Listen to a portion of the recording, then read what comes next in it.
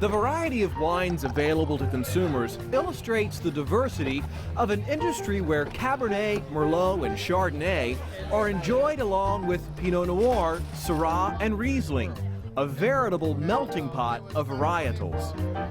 And consider the diversity of the winemaking industry: French, Italian, Chilean, and Australian vintners. On the American vineyard scene, this is about 3 years old.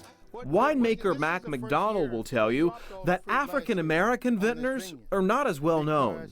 I travel around the country. I've been to a lot of places, do a lot of wine dinners, do a lot of charity events. And as I do these charities events, it all of a sudden it dawned on me that there was no African Americans in my audience.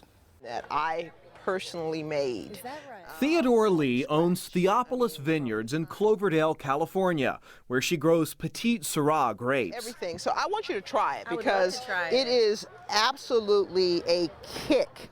Raised in rural Texas, she wasn't exposed to many wine drinkers till she joined a law firm that employed several vineyard owners. It smells amazing. Today, as an African-American woman successfully conducting wine business, Theo says her heritage presents a whole new point of view to the wine trade. African Americans, they could get as much pleasure if they knew about the quality of wine. And that's what we're about, educating and making available to the public at large, but the African American community specifically. And so as we were going through this thing... Both Mac and Theo belong to the Association of African American Vintners, or AAAV. The Association of African American Vintners, we started several years ago. It was founded around members who could come together, create an opportunity for us to talk, share resources, and we wanted to also provide an opportunity to educate the public, primarily African Americans, but not only African Americans, about wine, the wine industry, and what the wine industry can do.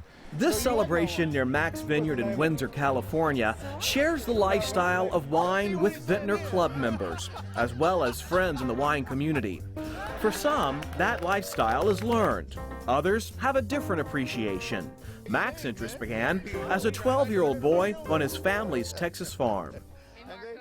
My father was a moonshine maker by the name of Sue, long before Johnny Cash had a song by a man named Sue. And there used to be a bunch of attorneys and doctors and guys that came out of Houston and Dallas and Fort Worth, Texas, that go hunting with my grandfather, because he had all these various types of dogs, and they would drink my father's moonshine. And one of those guys used to drink Burgundy. You know, if you look at these grapes here, next year we'll have a lot. Sampling that Burgundy began a lifelong interest in wine. Today, Mac and his wife, Lil, have realized their dream of owning their own winery, a venture into viticulture that puts Mac into a very small segment of the industry. African Americans own fewer than 5% of all of the wineries in the United States, a statistic the association wants to change. So in the wine business, if you know how the game is played and you have some major players in the business that take the time with you to tell you the 1, 2, 3s about this business, then it can be good.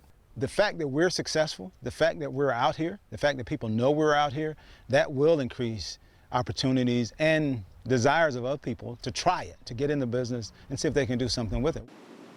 Wine consumption in the United States has increased more than 25% in the past decade. One of the goals of the association is to direct more African American students into careers in viticulture.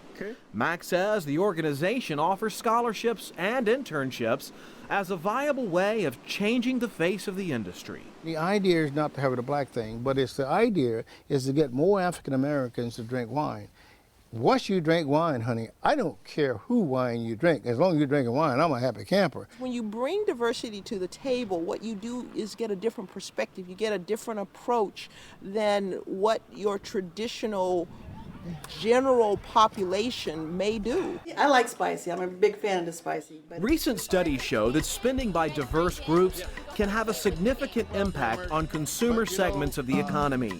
The association thinks that wine education, targeted marketing, and increased awareness can send more of those dollars to wine sales. We're out here, we're making quality product. We don't make African American wine. We don't make black wine. We make quality product. The association is not just around African Americans. The majority wine industry, they love the fact that we're out here. Why? Because it brings wine consumers to them that they otherwise would not have gotten. Diversity is the brightest new vintage of the wine industry's horizon, a fact that the AAAV toasts. And just as that taste of Burgundy began the path for Mac McDonald, his goal is to lay the groundwork for the next aspiring winemaker of color. As for the future, I just hope that I can hang on long enough to see some African American, male or female, tap me on the shoulder and say, "Oh man, I can make better wine than you can."